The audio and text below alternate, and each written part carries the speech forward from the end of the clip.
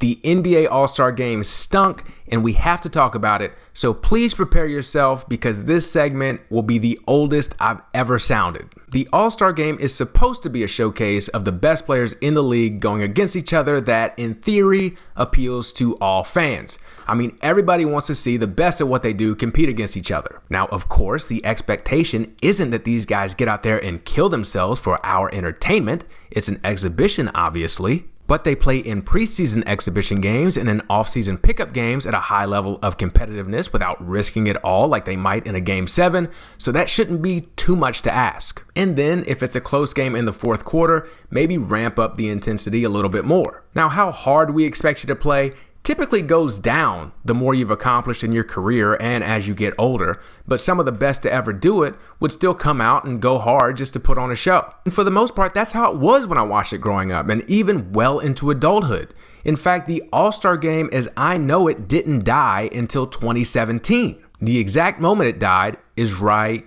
here.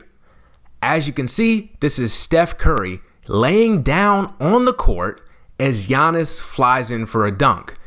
I'm starting to sweat with rage just looking at this cornball Harlem Globetrotter bullshit. Was I expecting Steph to contest it or foul him or anything? No, not at all. But laying down in the middle of play on purpose like you're taking a nap is the biggest bunch of bullshit I've ever seen.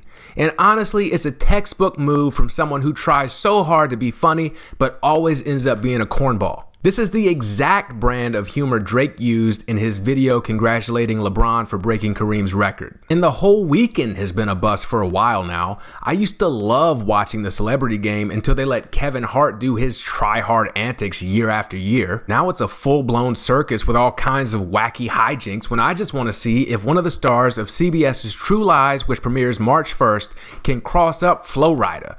But no.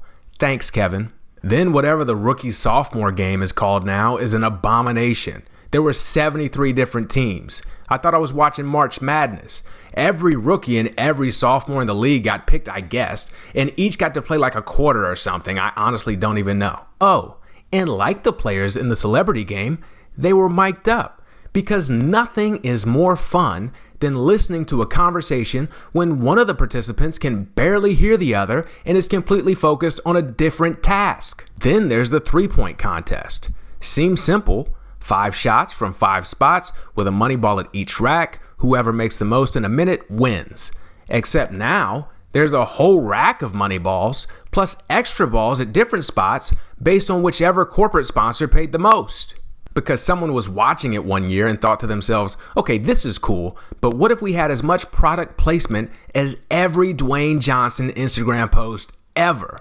Shout out to Zoa Energy Drinks, the XFL, and Terramana Tequila. Then they have the nerve to call it a record when someone scores the most points without noting that there are 92 more possible points than there were back in the day because Sierra Mist had a rebrand. I could say a million things about the skills competition, but it can all be summed up with one sentence.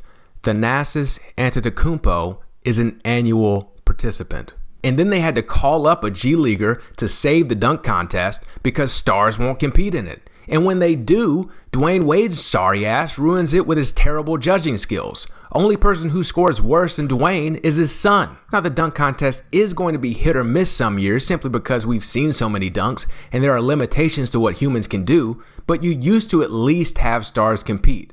Michael, Kobe, Dr. J, Dominique, Vince Carter, guys like that. The first big name high flyer who didn't compete was LeBron, and I guess now it's just no longer a thing to do.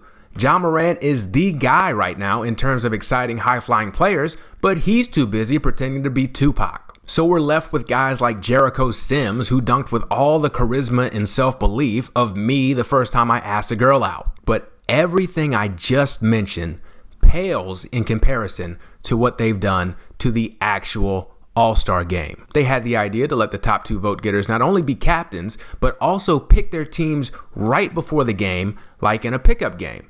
Everyone was excited about this, so naturally the league changed the format so that the last reserve picked wouldn't get his feelings hurt. I don't know what this accomplished outside of confusing Giannis because the last reserve picked was Jaren Jackson. We know he's the last player picked. Switching up the order to draft the starters last does not change that. The lead up to the game is also ridiculous.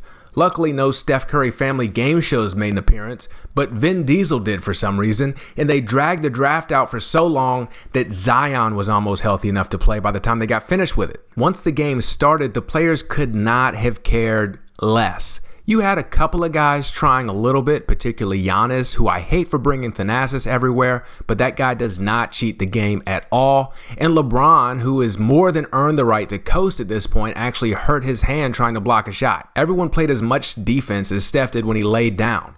There is nothing less exciting than watching people not try at a competitive thing. It's garbage. They need to do away with the MVP award and start awarding the laziest player award. Maybe the shame will do something. The first ever Beyond the Arc with Brandon Silver's laziest All-Star award goes to Luka Doncic.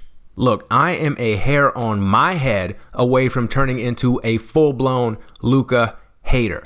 This dude needs to just fake an injury and not even suit up for the All-Star game. He approaches it with the same amount of intensity that he does his offseason cardio. I would crush Jokic for the same thing too, but he's on his way to his third MVP award, so at least he's accomplished something. Luka has not, but here he goes year after year walking around the court during the All-Star game like he got lost going to his seat. It's pathetic. If he doesn't make a deep playoff run now that he's got crossover Kanye, it's going to be slander time for Beige Harden. But anyways, who put their foot in their mouth? Well, after the game, all the talk was about how awful the game was. Oklahoma City Thunder guard Shai Gilgeous-Alexander was asked how to fix it, and he said, quote, "Money talks." First of all, most players have incentives in their contracts that pay them more for making the All-Star game. On top of that, the winners of the All-Star game get like $100K. The losers get like $25, $50K just for showing up. On top of both of those things, Shai Gilgeous-Alexander is in the middle of a 5-year, $180 million contract. And on top of all of that, he made that statement dressed like this. That's right. That's how Shai looked asking for more money to play basketball. Wearing the same fur coat that Prince Akeem wore in Coming to America. There is no other article of clothing that screams, "I already have way too much money," quite like the fur coat, and he wore it to ask for more money. Now, he's a great young player, and I don't even necessarily think he was dogging it in this game, at least not compared to other players, that's for sure. But this all ties into the load management issue for me as well, and I'm wondering, how much money do you need to play basketball? I get that the All-Star game is just an exhibition for the fans and everything, but you do kind of need the fans based on the current business model, right? I mean, a majority of the revenue used to pay these guys all this money comes from TV deals, and I don't think these companies are going to keep paying for media rights, at least not to this level, if people stop watching the game. And that will happen if they keep playing like this. This year's All-Star game had the lowest TV ratings on record. The previous lows were last year and the year before. Not a great trend, even when you consider streaming.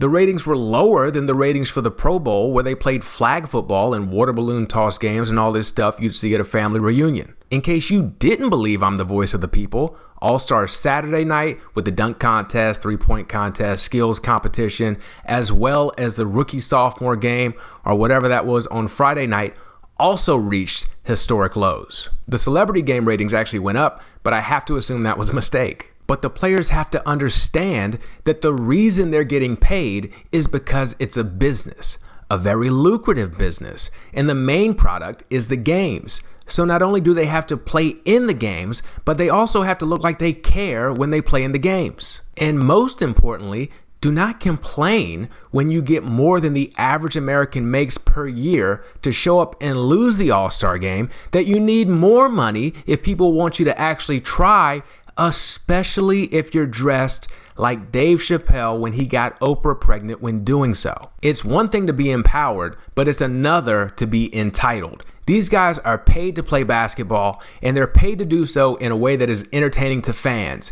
If they don't hold up their end of the bargain, they can't assume the money will keep flowing in like it has, and they certainly can't bank on public sentiment being on their side if that happens. I'd love for every player to be motivated by pride or putting on a show for the fans, but I'm not naive. If money is what motivates you, fine, but do it to preserve the paycheck you already get.